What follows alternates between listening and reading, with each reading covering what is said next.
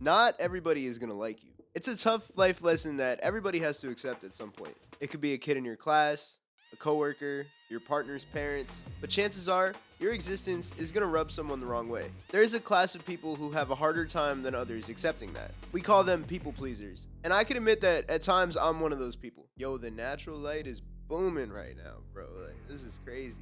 But I'm definitely not alone in that. Just look at this thread on Twitter from last year, where a bunch of the richest and most influential people in the world are admitting that they either currently or in the past dealt with the struggle to be seen positively by a bunch of people that they'll never meet or interact with. All the money and power that they've accumulated hasn't soothed that unquenchable thirst for the warm, fuzzy feeling of being liked. And personally, I get it. It's not just those bigwig CEOs. We see it in the ways that actors and other celebrities behave in their interviews or on social media. One of the most coveted adjectives to be placed on someone is likable. And of course, we see it in music too. Most artists don't drop the songs that they personally like the most or that mean the most to them, no matter what they tell us. Instead, many of them tease snippets of songs that they're working on, especially today in the TikTok age. And they wait until the algorithm or their fans tell them exactly which songs they want. And I'm not trying to knock them for this. Hey, the game is the game. I'm not saying it's a bad thing.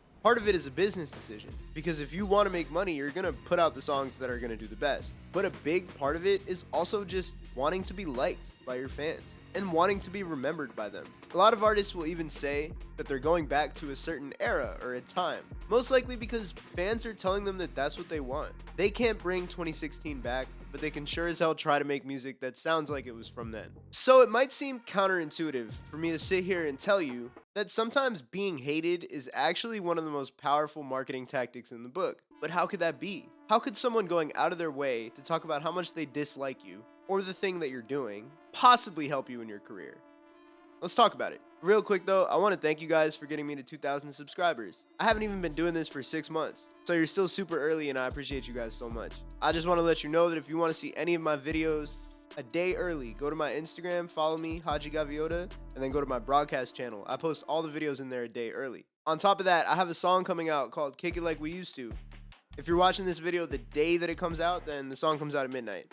And if you're watching this after it, then it's already out. But because I f with y'all, go to the description in this video and there will be an unlisted link to the full music video a day early on day 1, because I appreciate you guys. Alright, back to the video. So first, I want to draw the distinction between outrage, which I've already made a different video about, and hate. Outrage is the reaction you get from doing something offensive, maybe something for shock value. In the video I did, I talked a lot about Lil Nas X and the way that he's picked fights with religion in some of his music videos. I also talked about people like Eminem. But to be clear, outrage and hate are two completely different things, at least from my point of view. Hate is just being like, this is whack, this sucks. You don't necessarily have a moral reason driving it, you just don't like it. And maybe you decide to let the world know, probably on the internet. So let's look at the rapper Caribou. If you haven't been put onto her yet, I don't think that would be particularly surprising. It's still really early in her career. She only has 4 solo songs out on streaming services, but with that being said, she's been gaining a lot of attention and a lot of steam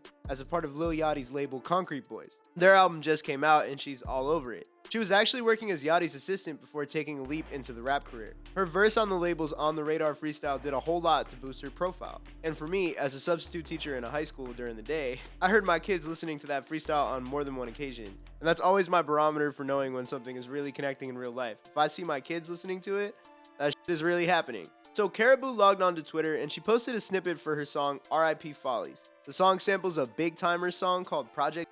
For the younger people in the audience, Big Timers is a rap group on the Cash Money label back in the 90s and the early 2000s. Manny Fresh produced the beat.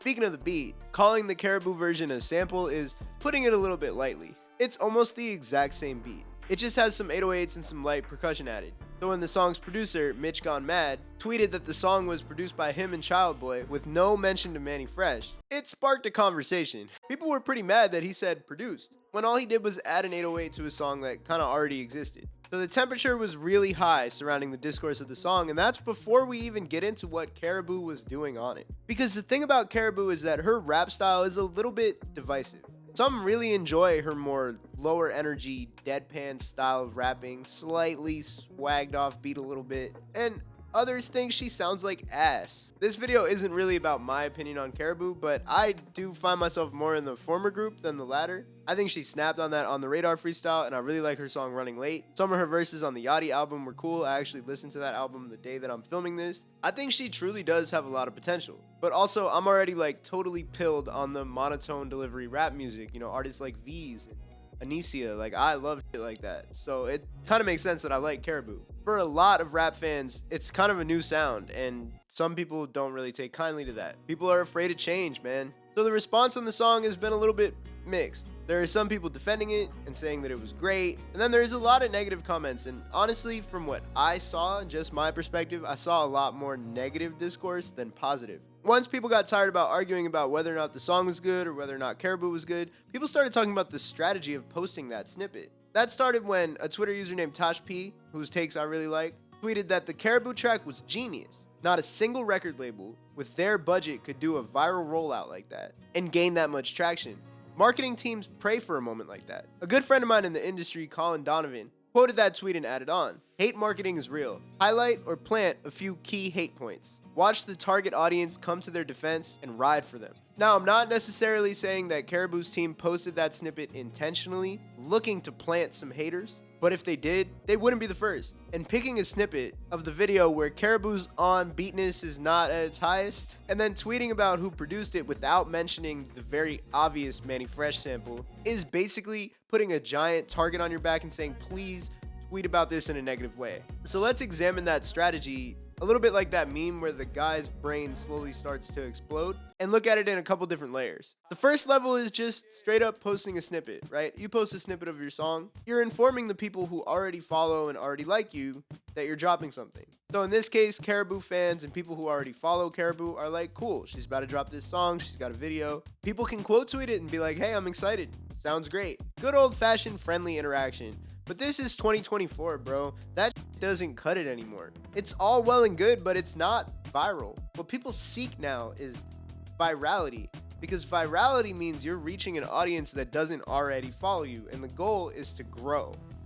When you're at a stage of artistry that Caribou is at, or honestly that basically any artist that's not like Drake is at, right? It's like you're trying to grow. And it's a hell of a lot easier to grow off controversy and arguing than it is to grow off just straight like, oh yeah, the song sounds good. So you pick a more controversial part of the song, and then you get two types of people engaging with it.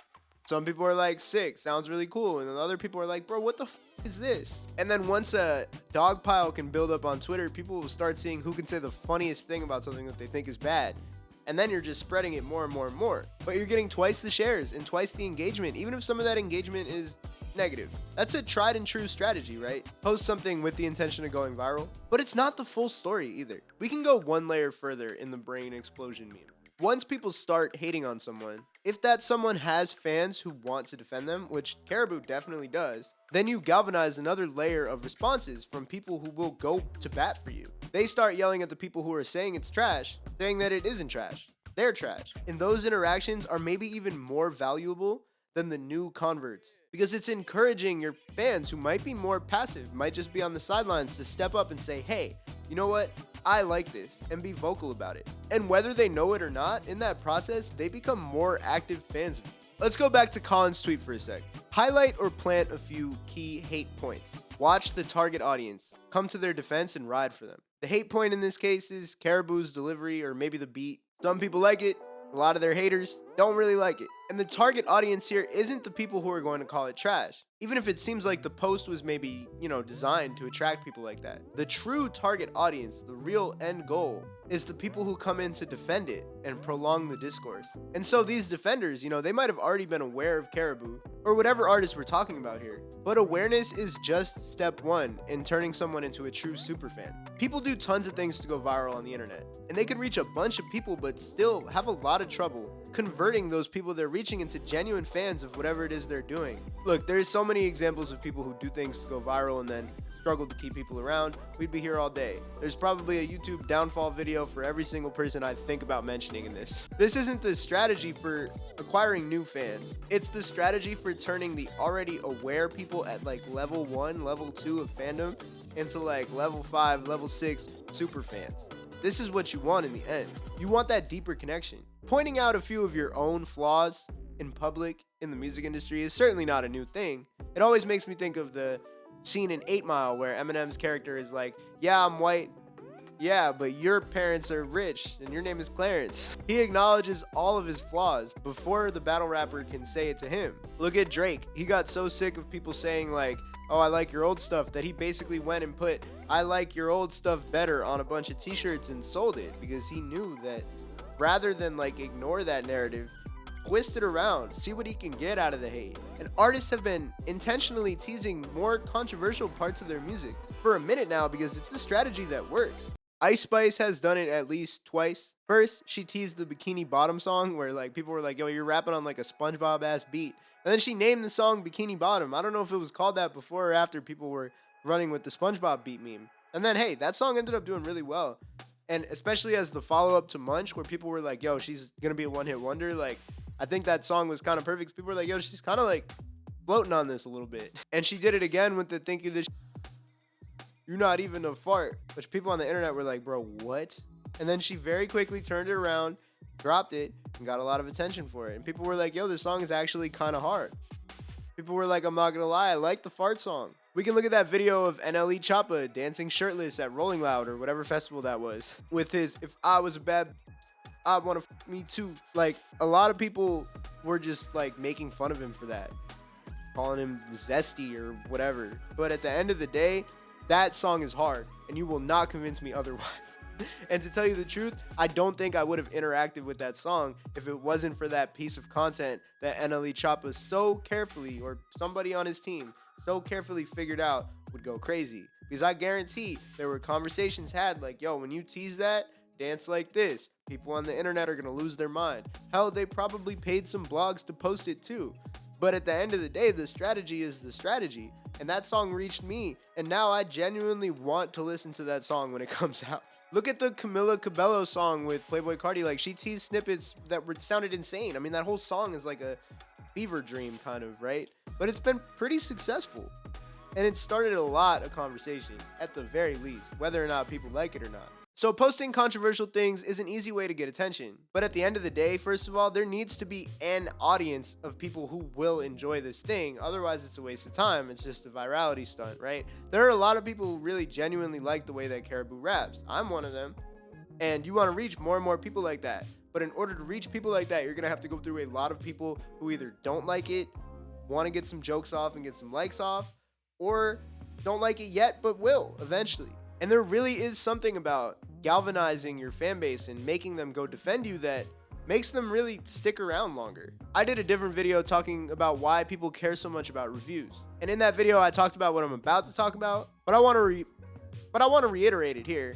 Sometimes a bad review does more for an artist than a good review could have done. That sounds crazy, but hear me out. Paris, Texas is one of the hottest groups right now in that alternative hip-hop kind of genre-bending scene. But you wouldn't know that from their Anthony Fantano review, where he threw the red flannel on and gave him a 3. Just look through the comments and pretty much everyone is like, dude, you are so wrong about this. You can go to where it's posted in the Hip Hop Heads Reddit too and just see a bunch of people basically all saying, yo, I disagree. Props to Fantano, props to the Melon Man for being honest when he doesn't like something, even if it is something that's, you know, kind of like an underdog, something that a lot of people like and want to root for. He goes out there and he gives his opinion, even when his opinion is wrong. But the band posted on their IG story, and instead of being salty, they were like, hey, don't attack Fantano. They said it was the best thing that could have happened to them. They didn't elaborate, but I'd imagine they're thinking the same thing that I'm thinking.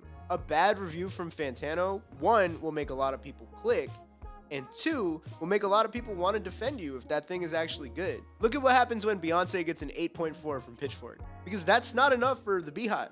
It's like when you have really tough parents and you bring home a 95 on the test and they're like, where are the other 5 points? Like, the Beehive wants a 10. If they don't get a 10, they're going to ask you to itemize all the places that you took points off for. That's what the replies look like. They're like, where did the points go? People will shoot for their favorite artists. And Beyonce already has that fan base. But what artists look to have, obviously probably on a smaller scale than what Beyonce has because she's one of the biggest artists in the history of mankind, is a fan base that will go and shoot for them. A bad review or a mean tweet gives them the reason to go shoot for you. It gives them a target to shoot at. Some of these fans might not realize they're carrying the gun until it's time to pull it out, like a sleeper agent. They get activated and they're like, what do you mean my beautiful dark twisted fantasy is only a 6 out of 10? I don't think artists would intentionally seek out a bad review or ask for one or pay for one or whatever conspiracy theory you want to throw out.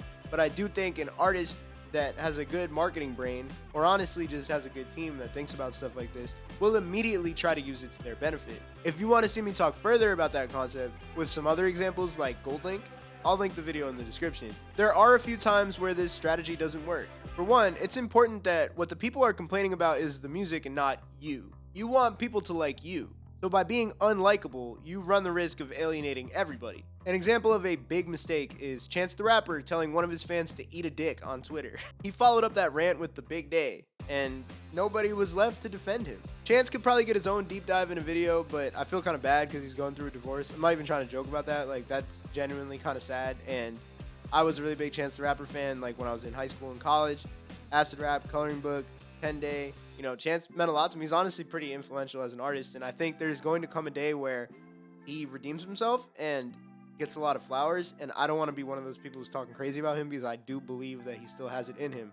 With that being said, telling one of his fans to eat a dick on Twitter was crazy. Anyway, Doja Cat also found herself in a similar situation when she kind of like played the villain and told a bunch of her fans that they're doing too much, even if she was kind of right about like stan culture as a whole. Like, going to your fans and telling them that, like, it's gonna be a little off-putting. I wouldn't say that that album was a flop, but I would argue that the whole villain act thing was like a little bit of a misfire, at least from a marketing standpoint. Like, maybe she's genuinely happier like freeing herself from that, and I think that would be honestly priority number one. But if people hate on the music, it's easy for your fans to go and defend you.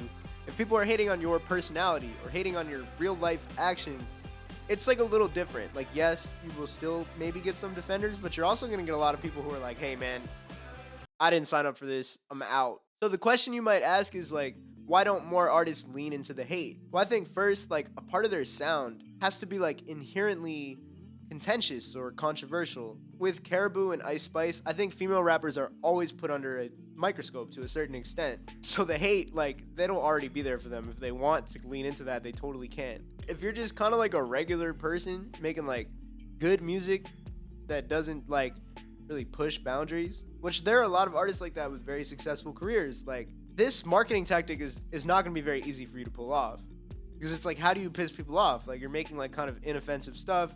You kind of aren't going to catch anybody's eye as like a regular looking dude, you know, or woman or whoever. What is it about the song that would have like half the people yelling, this is trash, and the other half people yelling, this is the greatest thing I've ever heard? One great take that I saw from a newer artist was Lost Boy from the Delivery Boys during their On the Radar freestyle, which all 4 of them killed it. But his verse went particularly crazy because he rapped over Die Young by Kesha, not like a sample. He legitimately raps over the like YouTube to MP3 of the song, and it goes crazy.